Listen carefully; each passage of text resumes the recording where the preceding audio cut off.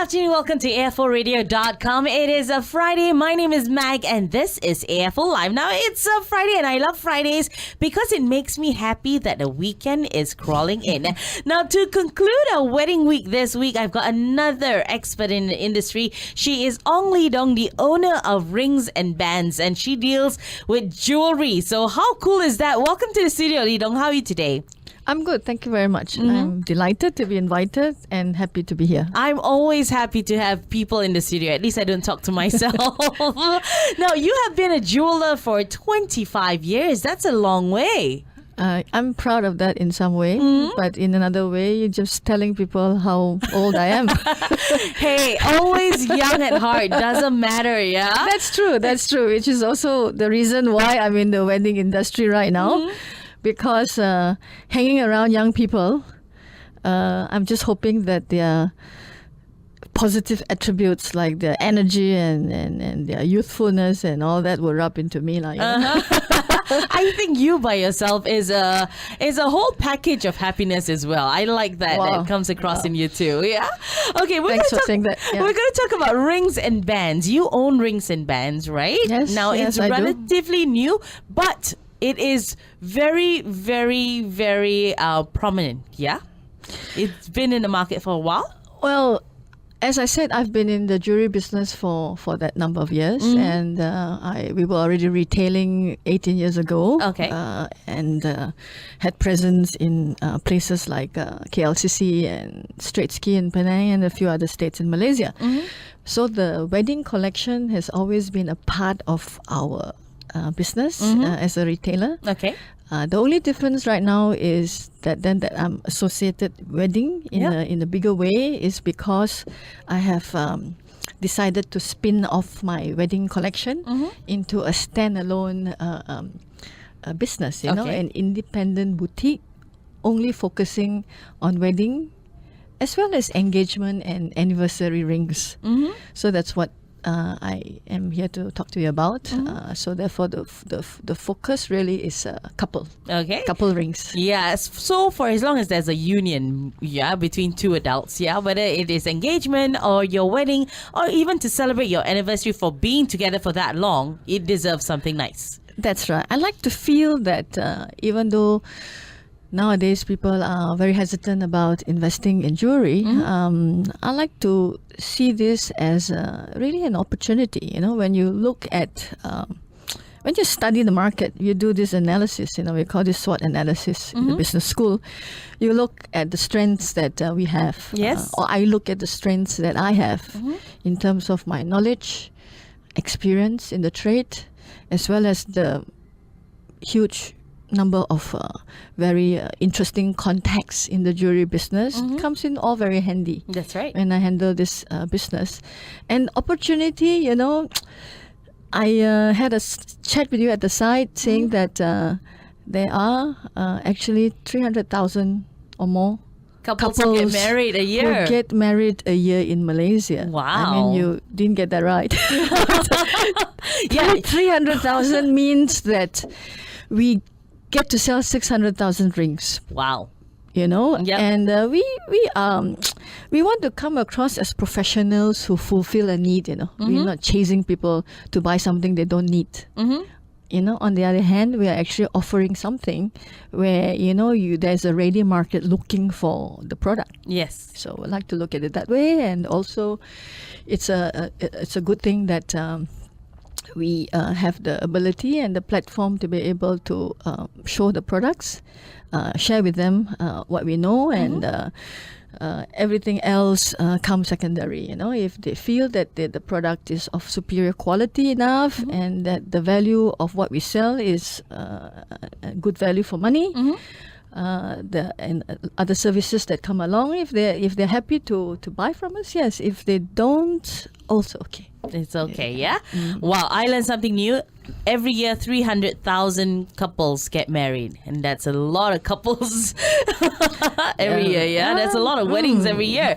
Okay, now tell us more about why you decided to actually branch out to go into the wedding industry, into this union of couples. Well, from the business point of view, it's because there is a market for it. you Yeah. know? Yeah, 600,000 rings is a lot of market, yes. We are saying here that, that times are difficult these days. Yep. GST has kicked in. People are very apprehensive about buying Spending jewelry. money, yes. But as for wedding jewelry, then it's an entirely different ball game altogether. You know, it doesn't become a want; it's a need. You know, it becomes something that they need Yes. when they get married to look for rings. So I like that segment of that idea of it being a need part rather than a want part. You know. Okay. And the numbers, as I said already. So whether we are capable or not to be able to sell them something, I don't know. But since I have released this piece of information now, I think there'll be a lot of other people clamoring to go into the selling wedding rings and spinning off wedding concept stores like me. Okay, we're going to take a short break. When we come back, we'll find out more from Ong Lee Dong right here on AFLradio.com about rings and bands on AFL Live with Mag. Good afternoon. Welcome to AFLradio.com. You are with Mag on a Friday afternoon. I'm with Ong Lee Dong, the owner of Rings and Bands. You mentioned you have a concept store. So tell us more about this concept store of yours. Well, I've always been trained to approach a business differently, you know, and the idea of offering wedding rings obviously would not be unique enough. You know, our products itself, I know, is unique, and what kind of services we have, they are unique. But I just wanted to take my business into another level. You know, therefore, my store not only allows young couples to see a very wide selection of wedding rings. I have 200 pairs of wedding rings in my store for them to choose from. And they can get advice and what have you that makes them comfortable before they make their purchase. On top of that, actually, I thought that couples, after purchasing their wedding rings, they would be interested to know, you know, where Ong Lee Dong would feel it's a good place for them to check out when they want to consider looking at other areas of getting their marriage going, you know. So with that in mind, I invited 7 of my friends. They are first good friends. Second, they are established in their own ways. Third, they are also, now we're talking about knowledge and experience as well. So we have a photographer in there, Eric. We have the wedding gown designer, the special occasion. We have the makeup artist, Lee Quen. We have also a few other people like those who are designing the wedding cards. We have Mr. Lim, who owns some very amazing, beautiful, classic, valuable cars for hire. So having them in another segment of my store, another section of my store, allows the idea, you know, for a couple who come into my store, finding it different, you know, and hoping that when they see me, even though a first visit and not ready to buy yet, they walk out of the store feeling very happy. They're feeling as if it's really not such a big battle after all. And we also suggest from Weddings Malaysia a very nicely put together book with all the checklists, you know. Yes, everything that you need to know about weddings comes in that book. Comes in that book. Yes. And from there, they can go about doing their research, you know. Wouldn't that be something that is welcoming for any couples who does not know where to start? Yes. It's actually added value for all your customers, isn't it? Yes. Yeah, yes. and it goes a long way because it helps them trace where to go next. I've got my rings. Now, where do I get my wedding gown? Where do I get my car? Where do I do this? You know, so you basically draw a map and tell them, hey, you know what? Let me help you. That's right. Yeah. I think that it's quite nice to give them some very genuine, honest tips about what to look out for. You know, nothing that is nothing along the direction that you want to not tell the whole truth or just want to sell them something, you know, because I truly believe that there is a customer for everybody, depending what positioning you are in.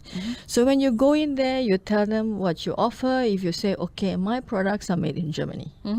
My products actually are top quality, but they are sold at an affordable price range. And we are not selling our rings like how you put your ring on the scale and times it by the gold price and sell. I'm not selling to you metal. I'm selling to you a piece of beautiful, well-crafted ring.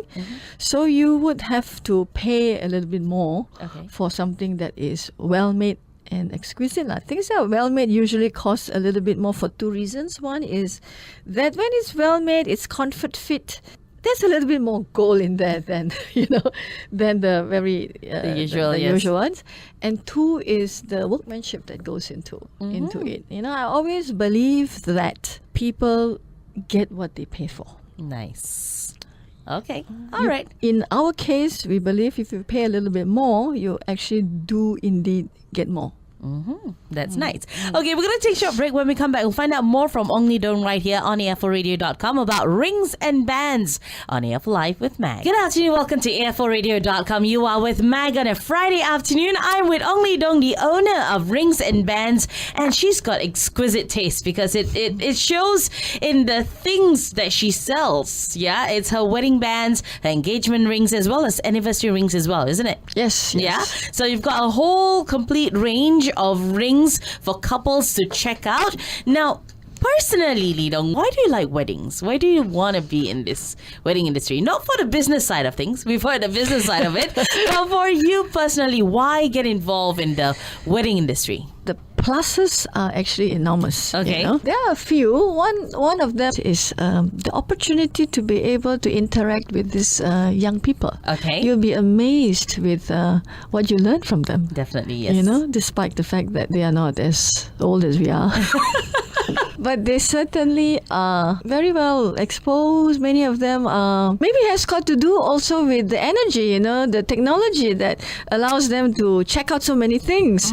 And many of them, whether they study locally or they study abroad, they have exposure somewhat in a global manner, So that makes them interesting. So we need to like people. Yeah. This is a people job, Okay. Now, when you first actually got into the jewelry side of things, okay? And then you started to think about, you know what? This is a different thing to do, the wedding side of things. So jewelry in wedding, what actually caught your attention? Because this is something that seals the deal for you. The wedding ring is sealing the deal. You've been courting for years. You have your engagement ring. You have now decided to venture into another step in life, your wedding rings, So is there a certain part of love or a relationship that actually pulled you to be in this industry? Not really. I like the honesty. Not really. Personally, not married, but that does not mean that it will never happen. It is marriage is really a sacred thing, and there are people who have been very successful in a marriage, and there are also some who are not. But whatever it is, when we say rings and bands, that's also another implication to it. When I was thinking about what to call the brand, it's band. Band as to a ring and band as to getting together. So it is a symbol, when somebody wears a ring and these two people who decide to make a life together, there are symbols, that they carry around with them. That continues to remind them of the relationship, of their commitment for each other. The rings you can carry with you all the time. Yeah.